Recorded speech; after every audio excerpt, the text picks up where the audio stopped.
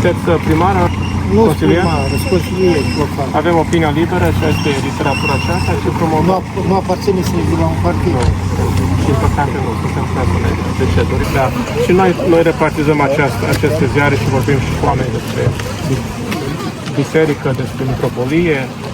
Sunteți de acord cu libertatea în biserică, că oamenii să decidă propria credință și pe lângă asta preotul să nu să fie implicat în partide. Dumnezeu când a creat pe mine a spus să fiți liberi, în gândire și în toate. Asta spune Sfântul. Biserica este o... Biserica îți face lucruri, oamenii trebuie să fie liberi, să aibă gândire liberă. Decide care și cum vrea să aleagă credință, să aleagă alte informații este foarte mult. Omul are acces la presă. Libertatea este cel mai scump cuvânt care Dumnezeu l-a lăsat. Avem tineri până cuvântarea dumneavoastră să mergem prin sat să repartizăm așa ziare, da? Da. Ce părere aveți ca partidele nu trebuie să se implice în biserică?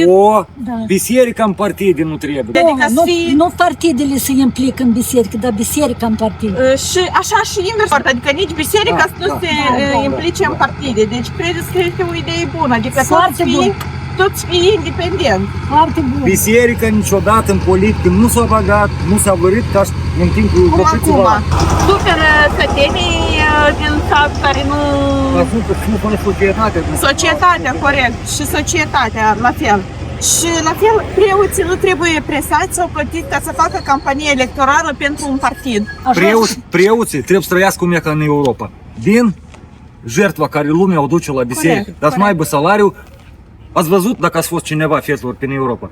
Preoții frumoși, cu bicicleta la biserică, dar nu la noi. Dacă nu are barbă și prânce așa, păi ca casa fără balcon. Ce este preot la noi? Nu se poate. Suntem de părerea că fiecare comunitate trebuie să-și aleagă liber mitropolia bisericii, adică biserica este a satului. Satul are de fapt. Da, adică și satul are dreptul singur să-și aleagă cu care mitropolie să fie biserică, adică să nu fie o decizie a preotului sau, nu știu, a partidelor sau altă. Și de asemenea, dacă apar conflicte între mitropolii, autoritățile să rezolve pașnic și să nu încurajeze violența.